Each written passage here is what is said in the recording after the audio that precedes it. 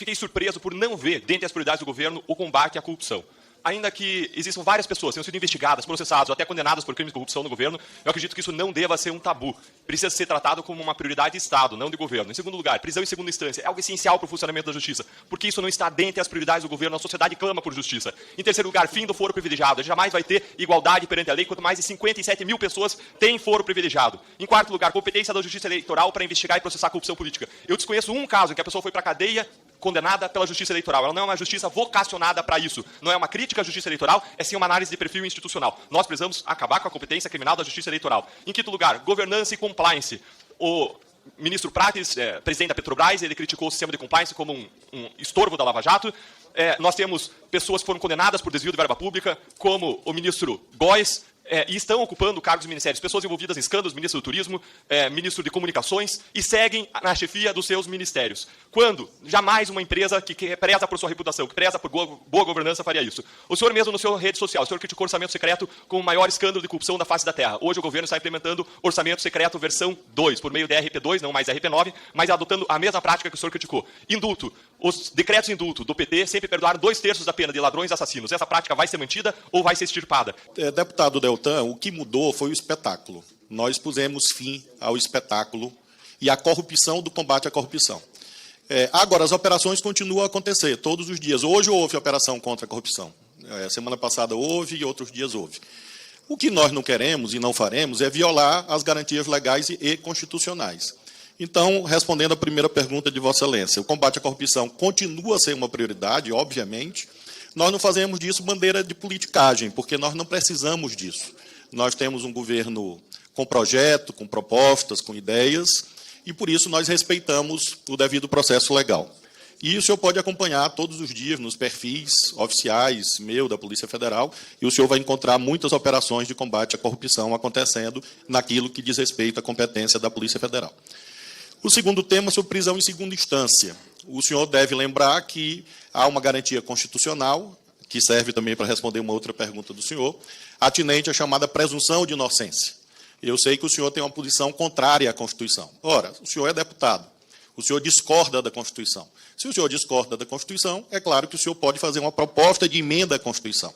E certamente o senhor não imagina que o ministro da Justiça vai passar por cima da Constituição e revogar uma decisão do Supremo Tribunal Federal. Então, realmente, não é um tema que esteja atinente ao Ministério da Justiça, e sim ao próprio Congresso Nacional, que, se entender por 3/5 que as pessoas podem ser presas sem o trânsito em julgado, que assim vote a emenda e assim, com isto, nós tenhamos isso que o senhor defende. Mas não é a posição do Supremo e nem é a posição da Constituição. Do mesmo modo, em relação a foro privilegiado. O senhor, como deputado federal, tem foro prerrogativa de função. Todos aqui têm.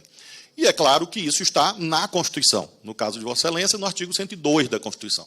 Então, não é um tema também que nós possamos, no Ministério da Justiça, mudar a Constituição. Quem muda a Constituição é o Congresso.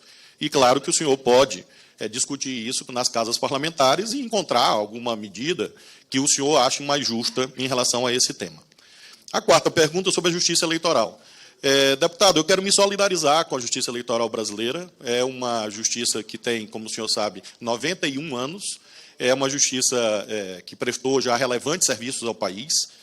Recentemente, nós vimos a força da justiça eleitoral garantindo eleições democráticas, com a sua crítica atinente ao mau funcionamento da justiça eleitoral. Eu acho o contrário. Acho que a justiça eleitoral é um bom ramo do Poder Judiciário e quero consignar a minha solidariedade a todos os juízes que prestam jurisdição eleitoral. Sobre a quinta pergunta do senhor, sobre governança e compliance. São leis que estão postas. É claro que o senhor relacionou governança e compliance com condenações criminais. Volto a frisar ao senhor que condenações sem trânsito em julgado não infirmam a presunção de não culpabilidade ou a presunção de inocência. E, por isso mesmo, o nosso governo segue estritamente a lei. Isso eu afirmo ao senhor, que todas as pessoas investidas em cargos públicos o foram com preenchimento das condições legais, inclusive outros colegas de governo que foram indevidamente mencionados por Vossa Excelência. Sexto, sobre orçamento secreto. Esse é um tema também do Parlamento. Nós tivemos uma votação no Supremo, houve uma votação no Congresso, E eu desconheço, nesse momento, a existência de orçamento secreto. Eu acho que é um tema que o senhor deve apresentar à Comissão Mista de Orçamento, lembrando que o Ministério da Justiça e Segurança Pública não é responsável pela gestão orçamentária do país. Mas se o senhor acha que tem orçamento secreto, eu sugiro ao senhor que vá ao plenário, a esta comissão ou à Comissão Mista de Orçamento, e apresente os requerimentos que o senhor achar cabíveis. Sobre decretos de indulto, nós não cuidamos ainda de nenhum decreto de indulto. Nesse governo, nós temos uma recomposição do CNPCP, o Conselho Nacional de Política Criminal e Penitenciária, e nós vamos ter o máximo cuidado. Por exemplo, o governo passado editou um decreto de indulto para uma pessoa, uma. Nós temos uma demanda no Supremo, inclusive ex-integrantes dessa casa. Nós temos um debate no Supremo sobre se pode haver indulto com desvio de finalidade. Nós consideramos que não. Os indultos têm que ser de acordo com a Lei 7.210, a Lei de Execução Penal. Então, afirma o senhor que a lei vai ser cumprida em relação aos decretos de indulto. Infelizmente, não foram no governo passado, como nós vimos nesse caso a que fiz alusão. Sobre a 8ª pergunta, homicídios. Homicídios, deputado Deltan, depende, por exemplo, da apreensão de armas de fogo ilegais. É uma das nossas lutas, porque o armamentismo mata. Nós temos o caso de Sinop, por exemplo, como uma referência, tráfico de armas, todos os dias a apreensão de armas ilegais. Então, esse é um pilar de uma estratégia séria, sustentável de redução de homicídios. Além disso, nós estamos fortalecendo as operações de segurança pública. Para o senhor ter uma ideia, quando nós chegamos ao Ministério da Justiça, nós tínhamos 3 bilhões e 400 milhões de reais parados no Ministério da Justiça, uma irresponsabilidade gerencial.